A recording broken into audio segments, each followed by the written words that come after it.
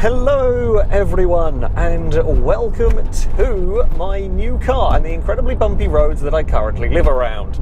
I probably didn't pick the best part to start this, however, yeah, we are here with a new vehicle. Now those of you that follow me on Twitter will have seen it. I was kind of keeping things secret until I ended up needing a very important bit of mounting equipment for camera gear and I didn't quite have it. So some people will know what I've got. Some of you this will be the first time you are heard that yes, I have got a new car. I have actually bought one of my, well, kind of realistic dream cars, if you like. I have indeed got a Mitsubishi Legnum VR-4. It is the estate version of the Galant. For whatever reason, the Japanese decided to name it a Legnum rather than just, you know, a Galant estate.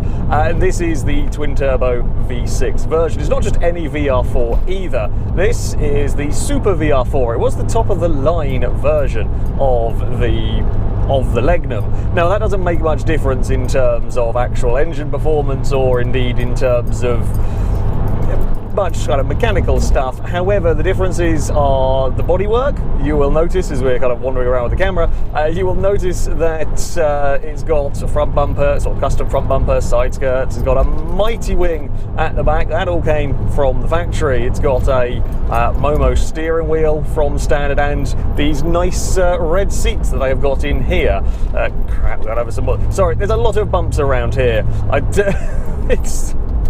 It's not the easiest of places to drive. It's not a low car, the Legnum. It's not a particularly low car. However, it is quite long and the front overhangs a bit, and I'm slightly terrified the last kind of week and a bit of owning this car of plonking the front more. Unfortunately, I have plonked it a couple of times on the ground.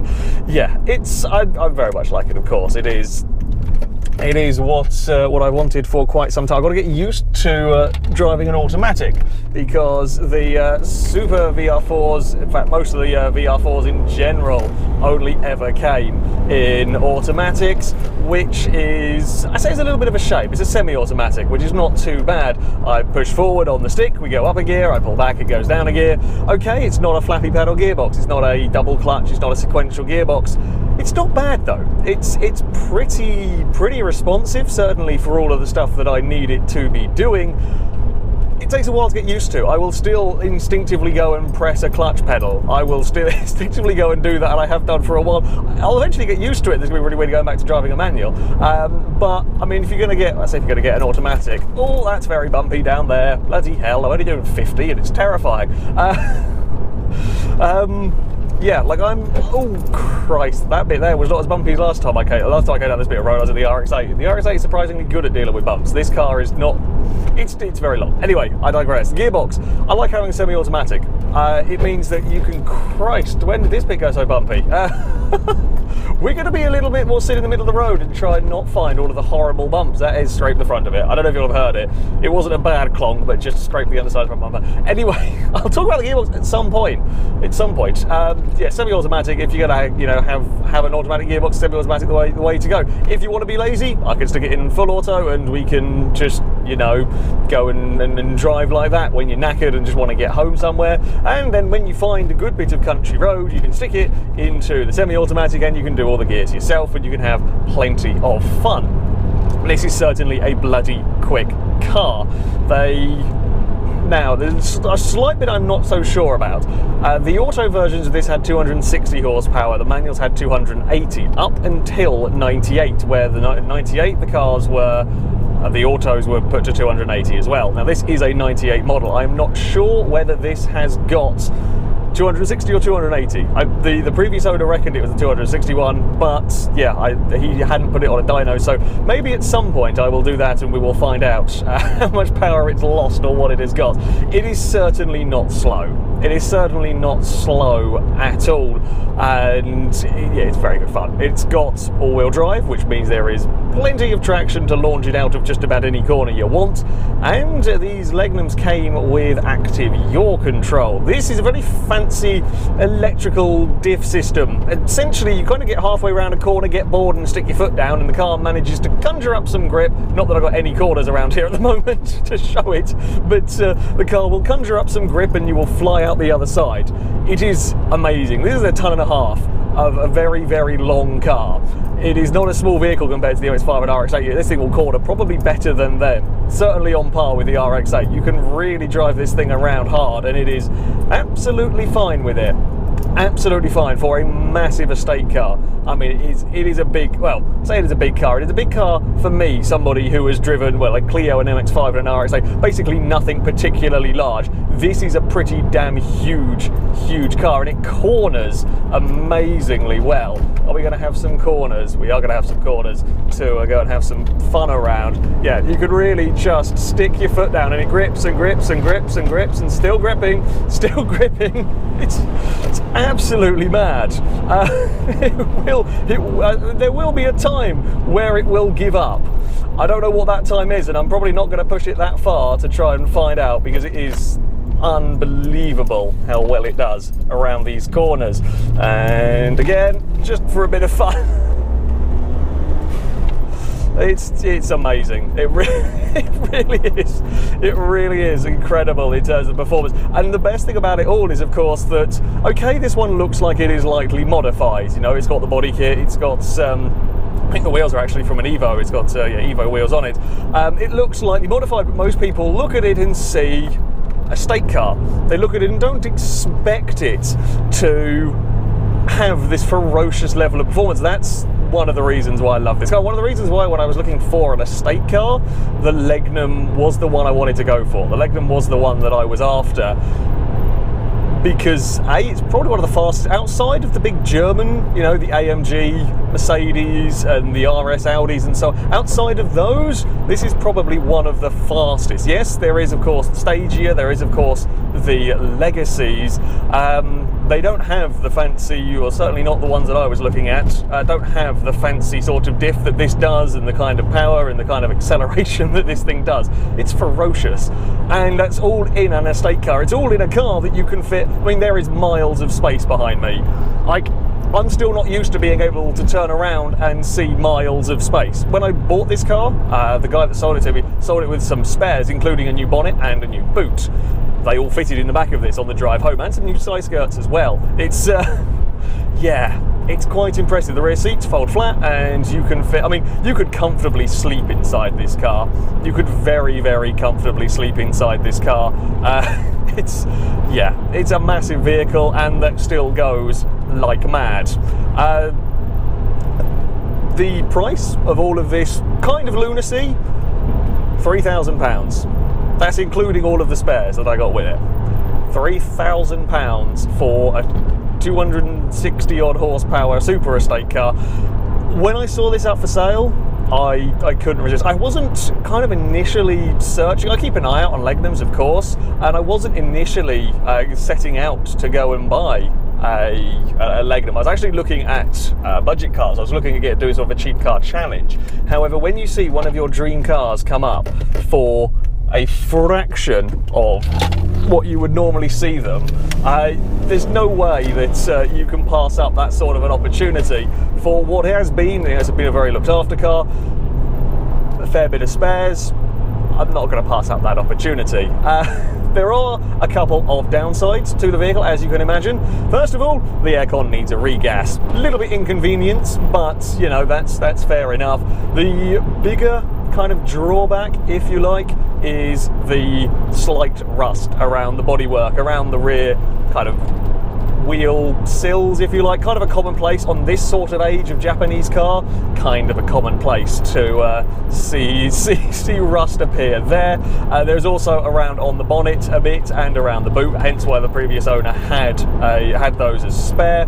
A little bit on the bottom of a couple of the doors. Now, yeah, it's going to take a little bit of work. It's going to need a little bit of work on those parts.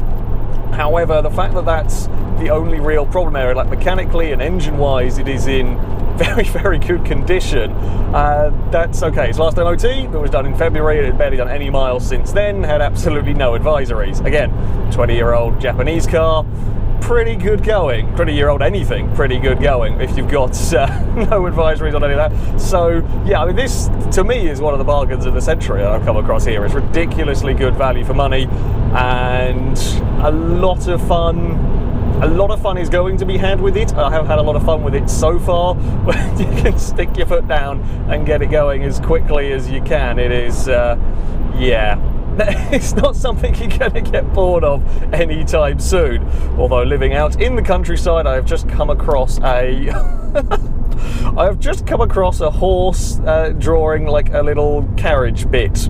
I mean, thankfully I wasn't going that way anyway, but the things you find out in the countryside, I guess. And we'll have one more boot it and go for it because I can. Right, there we go. Find some grip, go. I don't know if you could hear. I don't know if you could hear the dump valve going off. This car is pretty much standard.